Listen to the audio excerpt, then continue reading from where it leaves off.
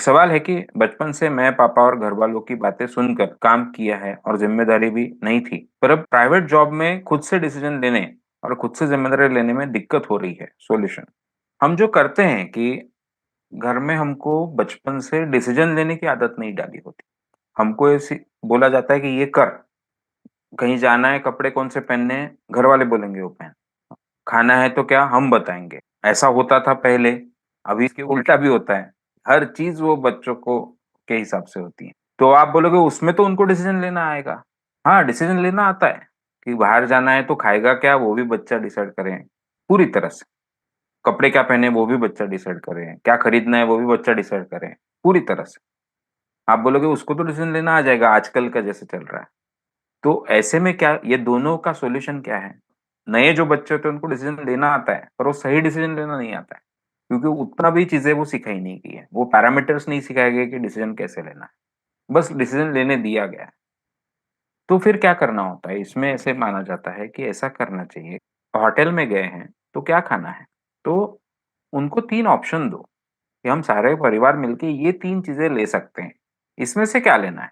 उसमें से एक डेज़र्ट वगैरह जो खुद अकेला खाने वाला है। पर हमारे फाइनेंशियली हमको ये 2-3 ही डेज़र्ट लेना पॉसिबल है।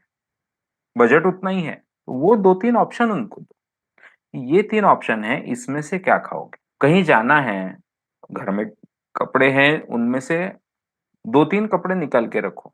ये जो चल सकते हैं आज के फंक्शन के लिए, या आज जिनके यहाँ जाना है वहां पे ये 2-3 में से एक पहनना है।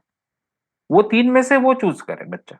ऐसा मत करो कि ये अलमारी में से तुम लगे वो ढूँढ के पहन के ले जाओ। तो इस तरह से ऑप्शन दो, ऑप्शन को एक लिमिट करो ताकि उनको ये भी पता चले कि ऐसे जगह पे ही ऐसे कपड़े पहनने होते हैं, या होटल में मुझे ये खाना अलाउड है। ये इससे आगे का बजट नहीं है। बजट भले ही हो हमारे पास में, क्यों पैसे खर्च करने की आदत डालनी है इस तरह से? ज़्यादातर मैं प पेरेंट्स का देखता हूँ कि हम नहीं कर पाए तो अब बच्चों को सब दे दो। ये क्या तरीका होता है? हम जो नहीं कर पाए कम पैसे होने के कारण या जो भी, इससे कोई बुरे परिणाम हमारे व्यक्तित्व पे नहीं हुए, उल्टा अच्छे ही परिणाम हुए। ये परिणामों से, अच्छे परिणामों से हम बच्चों को यानी बच्चों का नुकसान कर रहे हैं, वो उनको नहीं आने दे रहे हैं। तो ये भी याद रखना है। तो पर यहाँ पे जैसा अभी नीरज जी कह रहे हैं कि क्योंकि ये डिसीजन लेने की आदत नहीं थी, अभी डिसीजन लेने में कठिनाई होती है, तो क्या करें? डिसीजन लेने के लिए आप जो आदत पड़ गई है न लेने की, उसके लिए आप समूहन का इस्तेमाल कर सकते हैं। पर ज़्यादा डिसीजन सही कैसे लें, इसके लिए आपको अपनी सोच को विकसित करना पड़ेगा कि आप हर चीज़ के जो दोनों साइड्स हैं, मैं डिसीजन पॉजिटिव ली तो क्या होगा, नेगेटिव लूँ तो क्या होगा? मैं किस तरह के 2-3 डिसीजन ले सकता हूँ? उसमें से कौन-सा डिसीजन लेने से क्या परिणाम होंगे? इनके बारे में हम सोचें। क्या परिणाम अपेक्षित है, उस हिसाब से क्या डिसीजन लेना चाहिए? यानी एक खुद की सोच को, एक स्किल को भी डेवलप करना पड़ेगा कि मैं अच्छे डिसीजन लूँ। इसके अलावा एक आदत डेवलप करनी पड़ेगी कि मैं डिसीजन ले पाऊँ वक़्त में, उसके लिए ज़्यादा समय ना लगाऊँ। ये दोनों चीज़ें आपको इम्प्रूव करनी पड़ेगी। पहली जो चीज़ है डेवलप करना, डिसीजन मेकिंग डेवलप करना, उसके लिए आप अच्छी चीज़ें पढ़िए, किताबें पढ़िए, आर्टिकल्स पढ़िए कि डिसीजन कैसे लिए जा सकते हैं।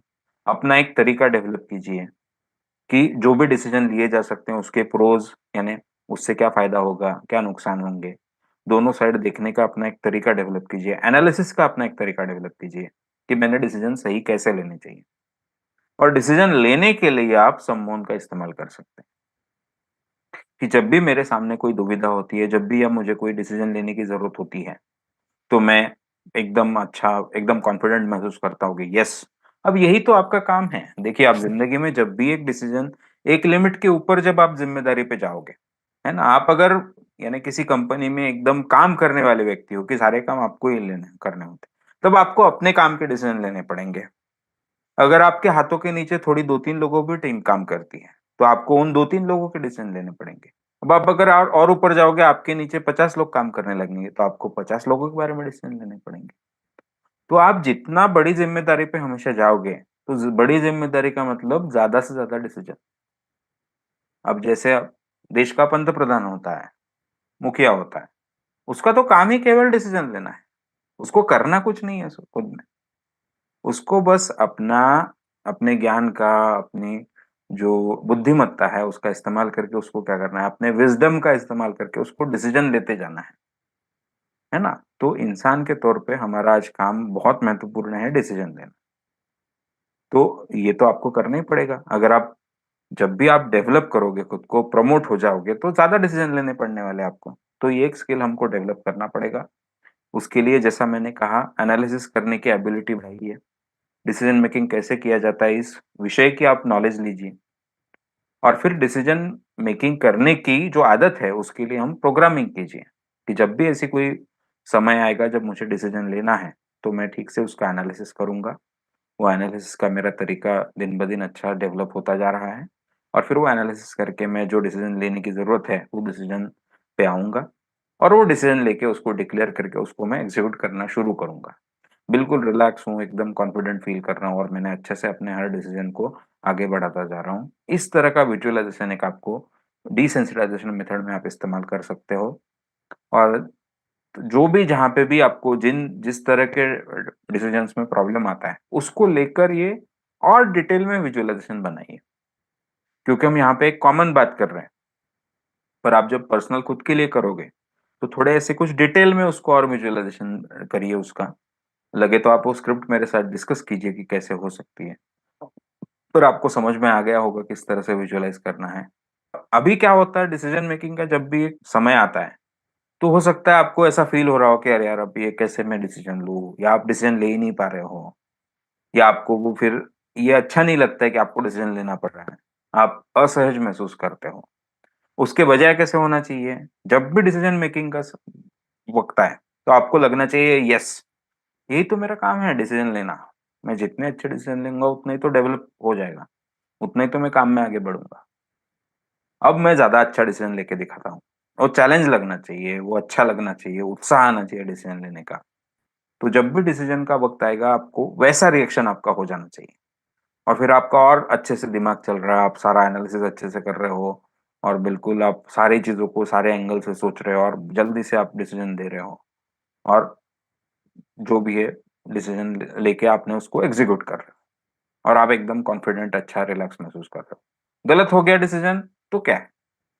डिसीजन लेने वाले के डिसीजन गलत भी होने वाले हैं, क्योंकि केवल डिसीजन सही होने से रिजल्ट पॉजिटिव आता है ऐसा नहीं है। डिसीजन सही था पर ठीक से एग्ज़ीक्यूट नहीं किया, लोगों ने गलतियाँ की, उसके कारण भी कभी-कभी नेगेटिव रिजल्ट आते हैं। तो इसलिए उससे डरने की ज़रूरत नहीं है। गलत हुआ, एनालिसिस करो, क्यों रिजल्ट गलत आया? डिसीजन सही था कि गलत था? कि बाकी क्या गलतियाँ हुई? आपकी डिसीजन मेकिंग एबिलिटी आपको दिन-ब-दिन डेवलप करनी पड़ेगी।